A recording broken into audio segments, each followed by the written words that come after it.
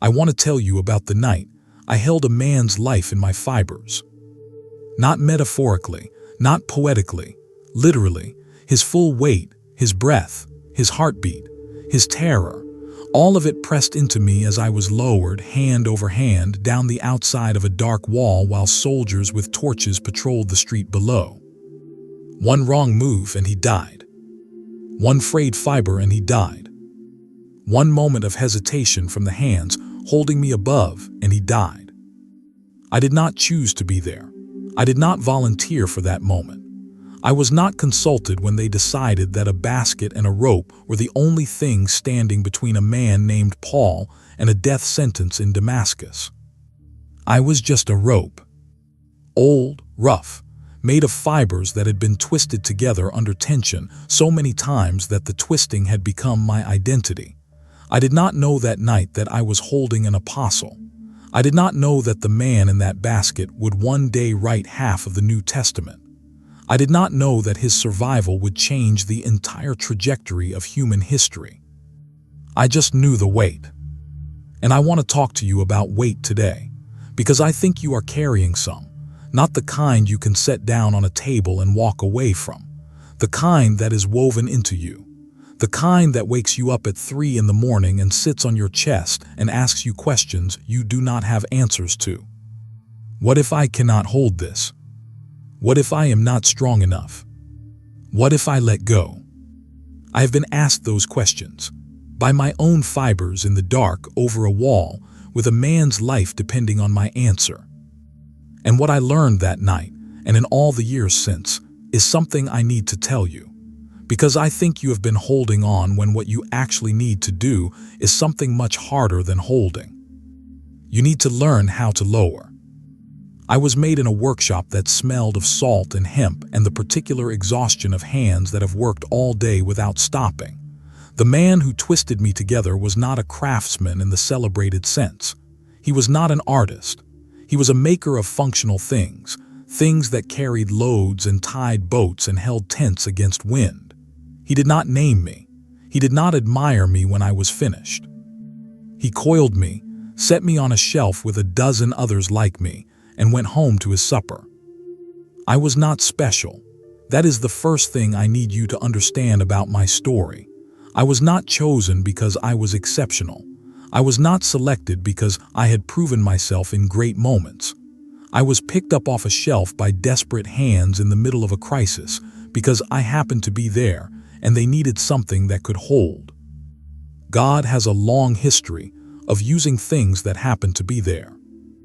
A staff that Moses happened to be carrying, 5 loaves and 2 fish that a boy happened to have in his bag, a jawbone that Samson happened to find on the ground, a sling and a stone that a shepherd boy happened to pick up from a stream. The Bible is not primarily a story about exceptional people doing exceptional things.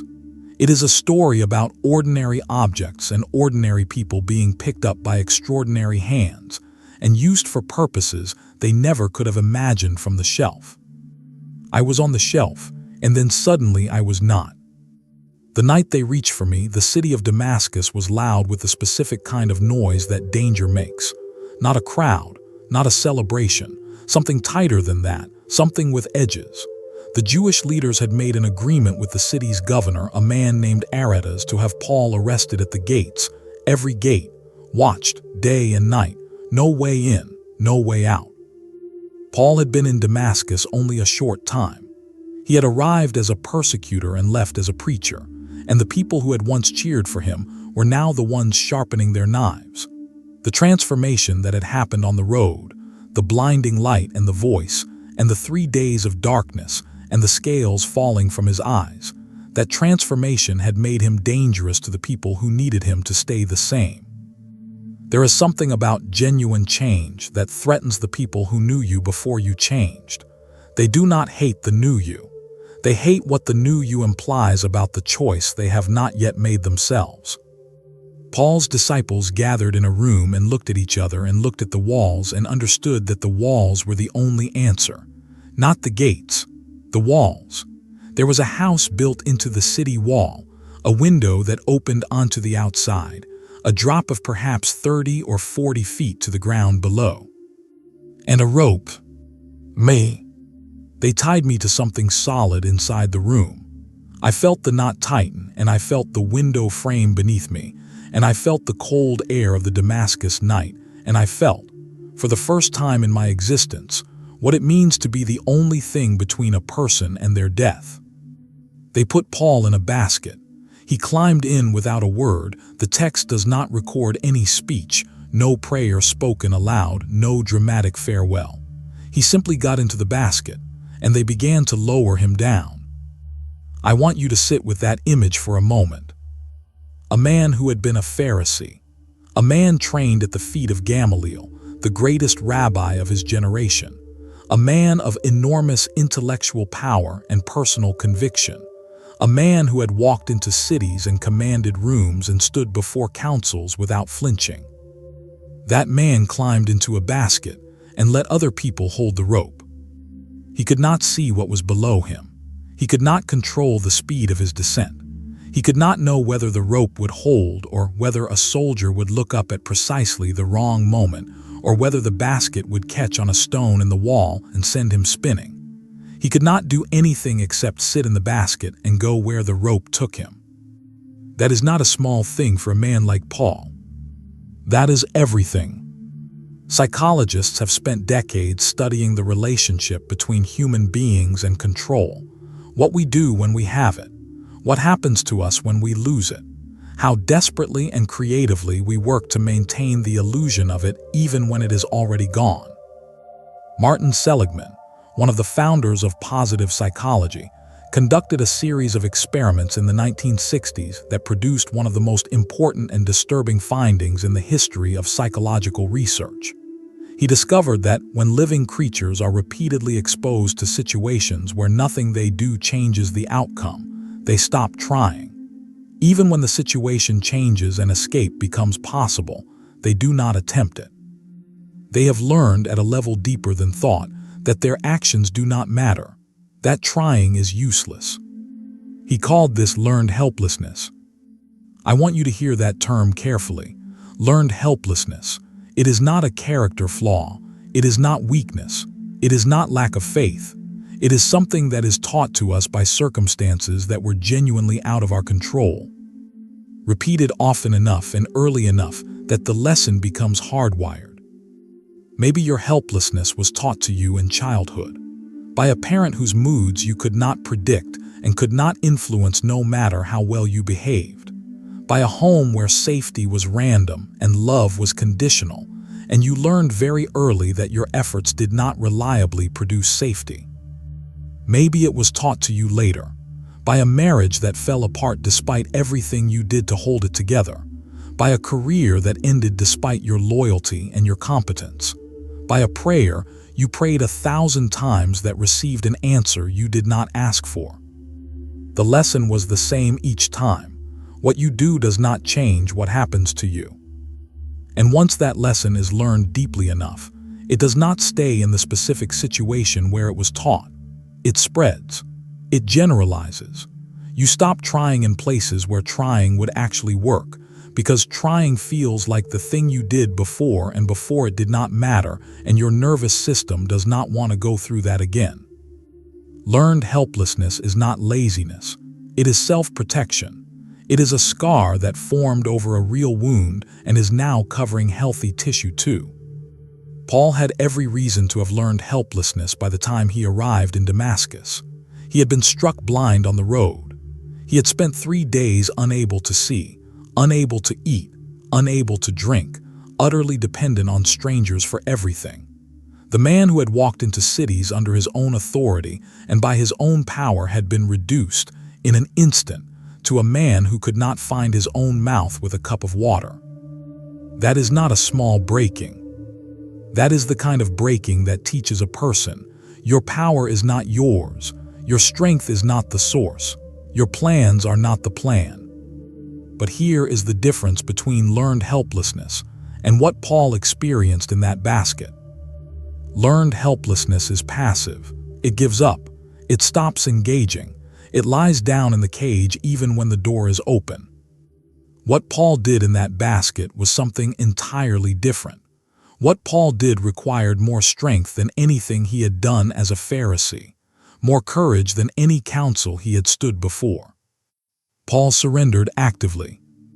He got into the basket on purpose. He chose the position of dependence. He did not stumble into helplessness. He walked toward it with his eyes open and his jaw set and his heart somehow at peace. There is a word for this that psychology has only recently begun to take seriously. It is called radical acceptance. The full, conscious, deliberate acknowledgement of reality as it is, without fighting it, without demanding that it be different, without the exhausting and ultimately futile work of resisting what cannot be changed. Dialectical behavior therapy, developed by Marsha Linehan, describes radical acceptance not as giving up, but as the only sane response to circumstances that are genuinely beyond your control. Linehan herself developed this framework out of her own experience with suffering so severe that fighting it was making it worse. She found that the pain of a situation and the suffering we layer on top of it by refusing to accept it are two different things. The pain may be unavoidable. The suffering we add by resisting the pain is optional. Paul in the basket had accepted his reality completely. He could not walk out of the gates. He could not argue his way past the soldiers. He could not use his intellect or his training or his authority to change what was happening in Damascus. The only exit was the wall. The only way through the wall was the window. The only way through the window was the basket. And the only way into the basket was to stop being the man who held the rope and become the man who trusted it. I felt his weight settle into the basket the moment he sat down. I want to tell you something about carrying weight. I know this intimately in a way that nothing else does. When weight is resisted, when the thing being lowered fights the descent and pushes against the rope and tries to climb back up, the strain is enormous. The fibers pull in different directions. The tension becomes uneven. The whole system becomes unstable. But when weight surrenders to the descent, when it relaxes into the direction it is being taken, something extraordinary happens. The load distributes evenly across every fiber. The rope does what it was made to do. The descent becomes controlled, purposeful, almost gentle. Paul did not fight the descent. I felt it immediately. His weight was full and present and completely given over to the process. He was not gripping the sides of the basket with white knuckles. He was not leaning toward the wall trying to slow himself down. He was not second-guessing the knot or calculating the distance to the ground or trying to manage the speed of his own lowering. He had given his weight to the rope, and the rope, which was me, had given its strength to the hands above, which belonged to people who loved him. And the hands above had given their grip to the God who had already decided that Paul's story was not over. That chain of surrender was the most powerful thing I have ever felt in all my years of holding things. And I have thought about it ever since. There is a verse that Paul himself would later write, years after that night, after more pits and more prisons and more walls than most people face in a lifetime. He wrote it to a church in Philippi from inside a Roman prison, which means he wrote it from inside another kind of basket, another kind of descent he had not chosen and could not control. He wrote, "I have learned in whatever state I am to be content. I have learned. Not I was born with contentment. Not contentment came naturally to me. Not I asked God for contentment and he gave it to me fully formed. I have learned." Learning implies a process. A process implies repetition. Repetition implies failure before mastery. It implies lowering yourself into baskets you did not want to enter and finding slowly, over years and wounds and walls, that the rope holds, that the hands above are steady, that the ground below, when you reach it, is solid. Contentment in Paul's vocabulary is not happiness. It is not the absence of pain or the presence of good circumstances. It is the settled knowledge, earned through experience, that the one holding the rope has never once let anyone fall who was meant to land. The descent took less time than I expected. One moment I was taut with his weight, every fiber engaged, the window frame pressing into me from above, the cold Damascus air all around. And then the basket touched the ground and the weight released, and I felt, for the first time in what felt like a very long time, slack. Slack. I have thought about that word a great deal. We use it as a negative. Slack means lazy. Slack means not trying. Slack means letting go of what you should be holding. But for a rope, slack is not failure. Slack is completion. Slack means the weight has arrived where it needed to go. Slack means the work is done. Slack means you can rest now because the purpose has been fulfilled. Paul moved quickly in the darkness below.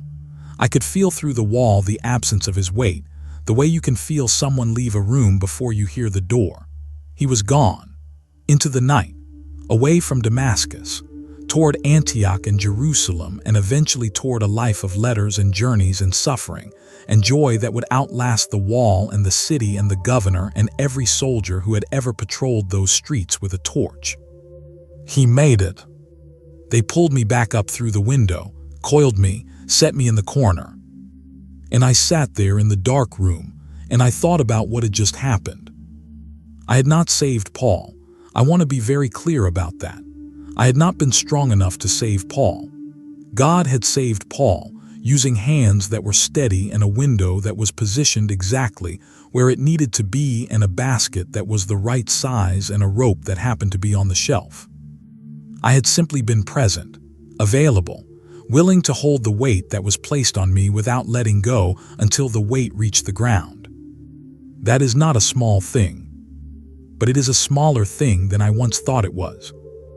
For a long time after that night, I believed that my value was in my strength, that the reason I had been chosen was because my fibers were particularly tough, or my twist was particularly tight, or my length was particularly suited for 30-foot walls.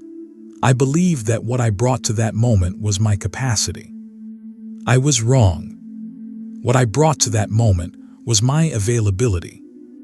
There is a difference that I think we miss, especially those of us who have been taught since childhood that our value is proportional to our usefulness, that we are worth what we produce, that our strength is our identity and our identity is our strength, and if the strength fails, then the identity fails with it. That is not theology. That is not even good psychology. That is a wound dressed up as a work ethic.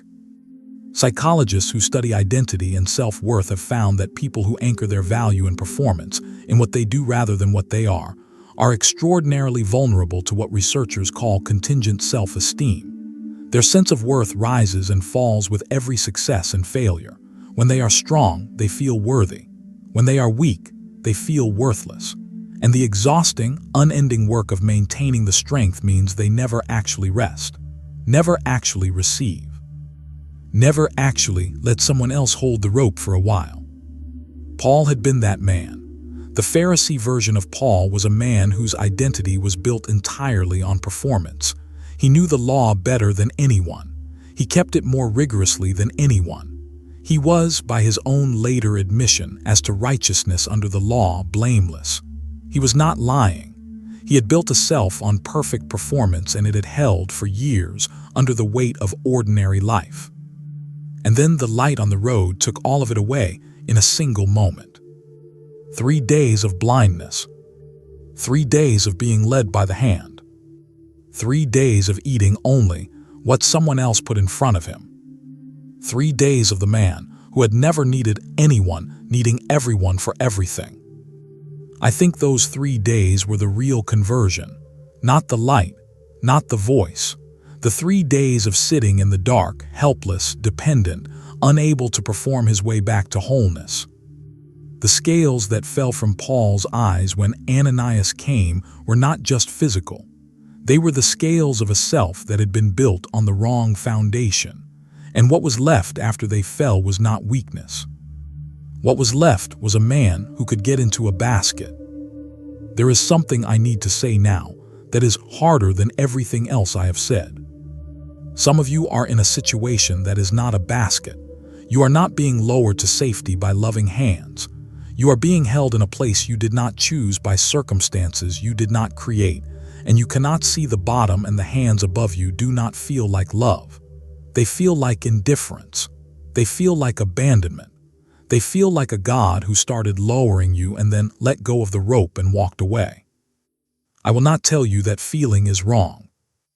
I will not tell you to feel differently than you feel. Feelings are not sins. Feelings are information. And the information your feelings are giving you is real information about a real experience that is really happening.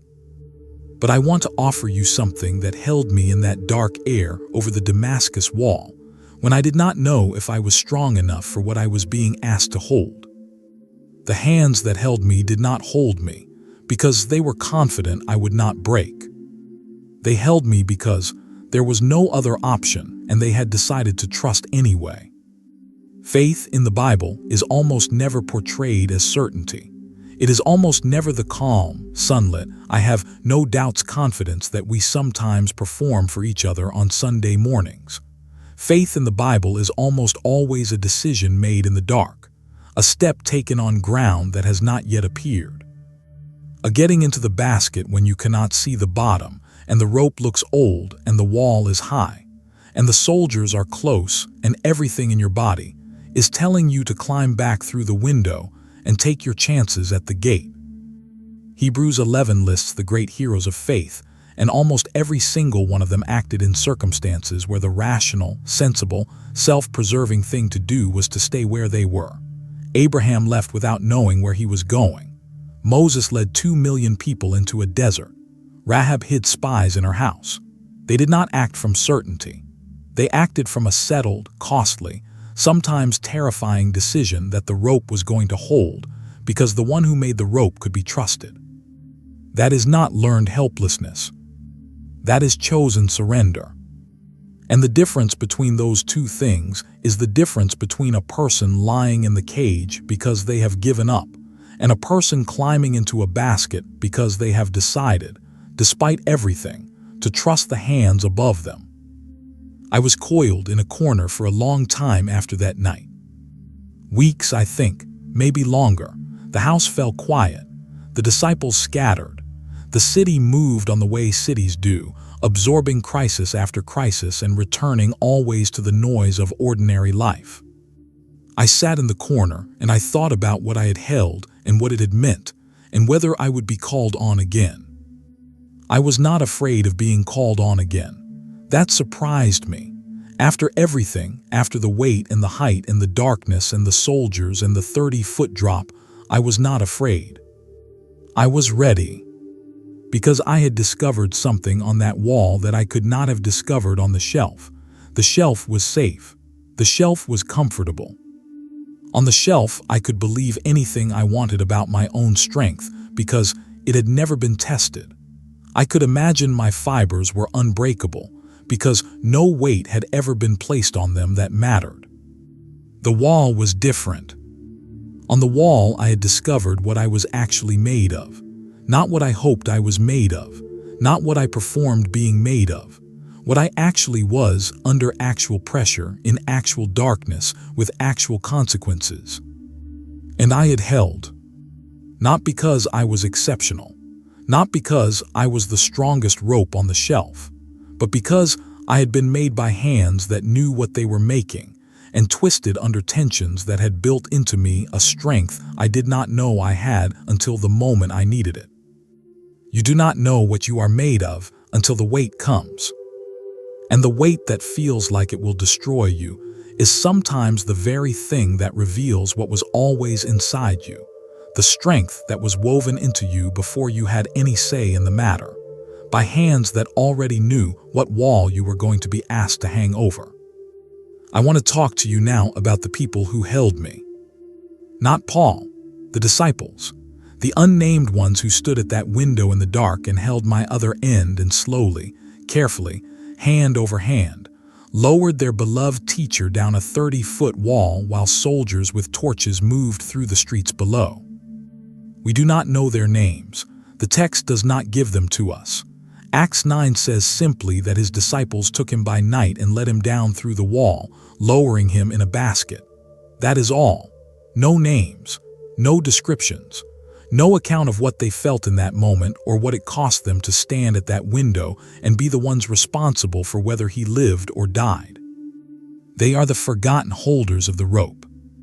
And I want to say something on their behalf, because I felt them that night in a way that Paul, suspended below, could not have felt them. They were terrified. I felt it in the way they held me, the slight trembling that ran through my fibers from their hands, the way they adjusted their grip every few seconds, not because they needed to, but because holding on was the only thing they could do, and they needed to keep doing it to believe they were doing enough. The way one of them exhaled, a long, slow breath, when the weight finally released and Paul reached the ground. They were not steady because they felt no fear. They were steady because they held on despite the fear. That is courage, not the absence of trembling. Steady hands with trembling hearts. The choice to keep your grip when everything in you wants to drop the rope and run. And here is what I noticed about those hands. They did not each pull in their own direction. They did not each try to be the primary holder, the most important one, the one who could later say they had saved Paul. They moved together, coordinated, in the same rhythm, each one trusting the others to hold their portion while they held theirs. Paul was saved that night not by one exceptional person, but by several ordinary people who decided together to hold the rope. There is a word for this in psychology: collective efficacy, the shared belief of a group in their combined ability to accomplish something that none of them could accomplish alone. Research by Albert Bandura found that groups with high collective efficacy perform better under stress, recover faster from failure, and take on more difficult challenges than groups where individuals believe only in their own individual capacity. The disciples at the window had collective efficacy. They did not need each of them to be the strongest person in Damascus. They needed each of them to hold their portion of the rope and trust that the others were holding theirs. The church was born in that kind of holding, not in the spectacular, not in the individual hero, but in the steady, coordinated, unglamorous, unrecorded act of ordinary people holding a rope together in the dark so that something important could reach the ground safely. You are watching this, and I know one of two things is true about you right now. Either you are in the basket, or you are at the window. If you are in the basket, you know exactly what I mean. You are in a situation you did not choose and cannot control, and the wall is high, and the drop is real, and you cannot see the ground, and someone else is holding your rope, and that terrifies you because you have been dropped before, and the body remembers being dropped, and every fiber of you wants to climb back through the window and find another way. There is no other way. The gates are watched. The streets are patrolled. The only exit is the wall, and the only way over the wall is the basket, and the only way into the basket is to let go of the window frame and sit down and let the rope take your weight. You do not have to feel peaceful about this. Paul may not have felt peaceful. The text does not tell us he felt peaceful. It tells us he got into the basket. That is enough. Getting in is enough. You do not have to be calm. You do not have to be certain. You do not have to understand the theology of why the wall exists or why the gates are blocked or why this is the only way. You just have to get in.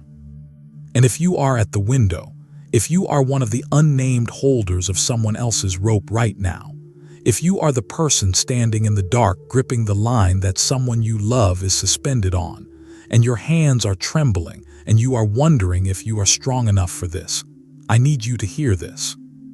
You are not doing this alone. You are not the only fiber in this rope. You are not responsible for holding the entire weight by yourself. There are other hands on this rope. Some of them you can see, some of them you cannot. But the weight is distributed, and your portion, just your portion, is what you are called to hold. Hold it. Hand over hand, one moment at a time, as long as it takes. Because on the other side of the wall, in the dark, someone is counting on the fact that you will not let go. Here is the last thing I want to tell you. After Paul was lowered safely to the ground and I was coiled in the corner and the house was quiet, I lay there and I thought about what I was. I was a rope. Not a sword, not a crown, not a scroll of scripture or a jar of anointing oil. A rope, rough and ordinary and smelling of hemp and labor, and the hands of a craftsman who went home to his supper without giving me a second thought. And God had used me to save the man who would write the words that would one day hold millions of broken people together across 2,000 years of history. I did not need to be exceptional. I did not need to be golden or fragrant or sacred in any recognized way. I needed to be present, available, willing to bear the weight that was placed on me without letting go until the weight reached the ground. That is the whole of it. That is the entire invitation. Not to be strong enough, not to be certain enough, not to be worthy enough or faithful enough or healed enough or ready enough. Just to be there, on the shelf, available, when the desperate hands reach for something to hold in the dark. God does not need your perfection. He needs your presence. He does not need your strength. He needs your willingness to bear the weight of what He places in you, even when your fibers are trembling. He does not need you to save anyone. He needs you to hold on until the one who is being saved reaches the ground. You are not the Savior. You are the rope. And the rope is enough. 3 times I was beaten with rods. Once I was pelted with stones. 3 times I was shipwrecked. I spent a night and a day in the open sea. I have been in danger from rivers, in danger from bandits, in danger from my fellow Jews, in danger from Gentiles, in danger in the city, in danger in the country, in danger at sea, and in danger from false believers.